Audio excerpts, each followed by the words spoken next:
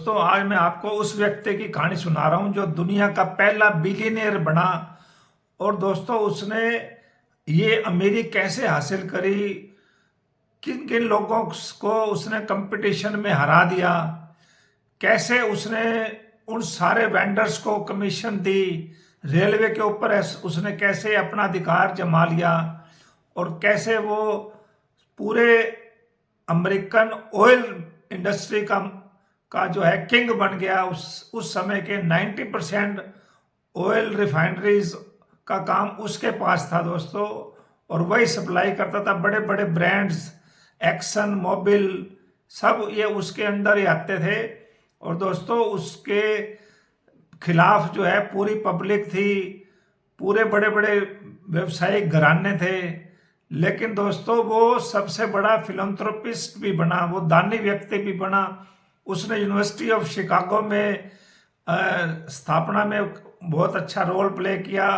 और दोस्तों उसने अपना रॉकफेलर फाउंडेशन बनाया, जिससे कि वो बहुत लोगों को दान भी करता था, और लगभग $540 मिलियन उसने दान भी किए, ऐसा इतिहास बताता है। तो रॉकफेलर का जन्म 8 जुलाई 1839 को न्यूयॉर्क में हुआ।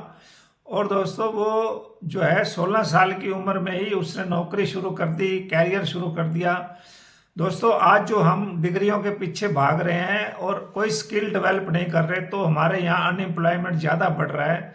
तो हमें यंग उम्र में, छोटी उम्र से ही कुछ ना कुछ स्किल सीखने का काम करना चाहिए। ये इस रॉकफेलर की ज़िंदगी से हमें सीखने को मिलता है। और दोस्तों जब वो आगे 23 साल की उम्र में वो ऑयल बिजनेस में कैसे आया, उस समय दोस्तों व्हेल मछली की फैट से दिए जलाए जाते थे। लेकिन जैसे ही जो तेल है, जो ऑयल रिफाइनरियां शुरू होगी और वहां पर वो तेल से जो है केरोसिन बनाने लग गए, तो दोस्तों इस बंदे ने केरोसिन के बिजनेस के ऊपर अपना पूरा कंट्रोल कर लिया, ऑयल के ऊपर अपना पूरा कंट्रोल कर लिया। और वहां पर ऐसा कहते हैं कि 90% यूएस के जो ऑयल सप्लायर्स थे यही करता था। इसका सारा ट्रांसपोर्ट के ऊपर, पाइपलाइंस के ऊपर, रिफाइनरी के ऊपर दोस्तों पूरा कब्जा हो गया था। और इसलिए जो उसके उस समय के जो कंपटीटर थे वो धीरे धीरे खत्म होने लगे, सिर्फ एक दो कंपनियां ही बची थी। तो ये क्या करता था, सारी तरफ से अपने रेट्स को कम कर देता था। तो इसके जीवन से ये सीखने को मिलता है कि हमें अपने प्रोडक्ट्स की प्राइसिंग पर ध्यान देना है। या तो वो आप अपने प्रोडक्ट्स के रेट कम कर सकते हो, या आप जो उसको बनाकर आगे बेचने वाले जो ट्रांसपोर्टेशन है, पाइपलाइन है, उसको आप सस्ते में कैसे ले सकते हो। और रेलवे को इसने जैसे कंट्रोल किया था, तो ये भी एक तरीका था प्राइसिंग कंट्रोल का। दोस्तों 23 साल की उम्र में 1862 में जो ये तेल का बिजनेस शुरू हुआ, इसमें धीरे धीरे 3 पार्टनर इसके हो गए थे। तो ये मिलकर जो है ये ऐसा बिजनेस करते थे कि इन्होंने 1870 में स्टैंडर्ड ऑयल कंपनी नाम से एक अपना बिजनेस शुरू किया था। और दोस्तों जब यूएस गवर्नमेंट ने देखा कि ये मोनोपोली बहुत हो गया है, ये सारे कंपटीटर्स धीरे धीरे खत्म हो रहे हैं, और कुछ लोग तो सुसाइड कर गए, कुछ लोगों का बिजनेस बंद हो गया, तो लोग भी इसके खिलाफ थे और कंपटीटर भी इसके बहुत खिलाफ हो गए। तो यूएस सुप्रीम कोर्ट ने ऑर्डर दिया था कि इस कंपनी को डिसोल्यूशन हो जाए। तो दोस्तों इन्होंने 34 बड़े बड़े भागों में उस कंपनी को डिवाइड कर दिया। हर एरिया में अलग इनकी कंपनियां थी, लेकिन कंट्रोल इन्होंने ट्रस्ट बनाकर कर लिया। जैसे आज इंडिया में टाटा ट्रस्ट है, ऐसे ही जो उन्होंने वहां पर ये ट्रस्ट बनाकर अपने बिजनेस को अपने आप कंट्रोल रखा। और 1897 में 56 साल की उम्र में ये रिटायर हुए, और 97 साल की उम्र में 1937 में इनका डेथ हो गया। तो इनके जीवन से हमें क्या सीखने को मिलता है कि कैसे हम मेहनत से।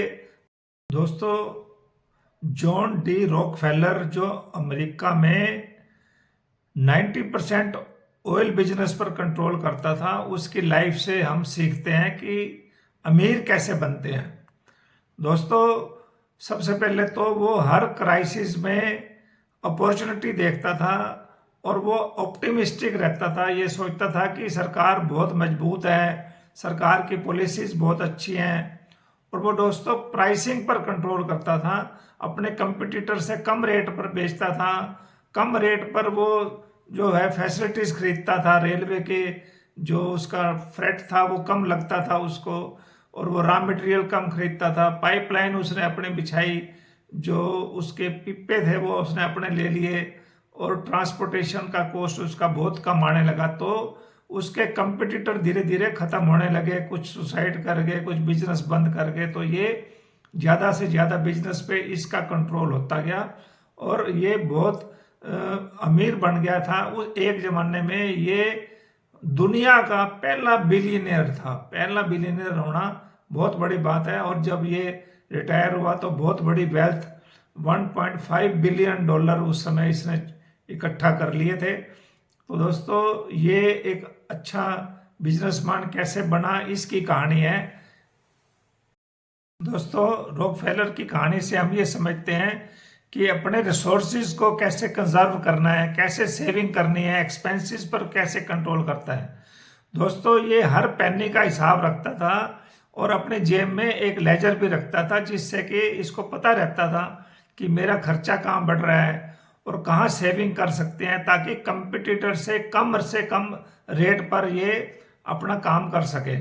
तो दोस्तों इसका प्रोडक्ट इसीलिए बिकता था क्योंकि कंपटीटर से इसका रेट कम था और इसने दोस्तों बहुत ज़्यादा वेल्थ इकट्ठी की। ये अपने समय का पहला वर्ल्ड का बिलियनर बना और ये जो इसकी वेल्थ है, आगे इसकी 34 कंपनियां बनी। और दोस्तों इसने बहुत दान भी दिए। यूनिवर्सिटी ऑफ शिकागो में इसका जो है काफ़ी कंट्रीब्यूशन था। और दोस्तों ये जो है इसका रॉकफेलर फाउंडेशन बनाया, जिसने बहुत चैरिटी के काम किए। और साथ में दोस्तों ये एक जो इसका बैंक था, चेज नेशनल बैंक के साथ इसकी जो इक्विटेबल ट्रस्ट थी उसका मर्जर हो गया। तो दोस्तों ये संस्था जो है दुनिया की सबसे अमीर संस्था में से गिनी जाती थी।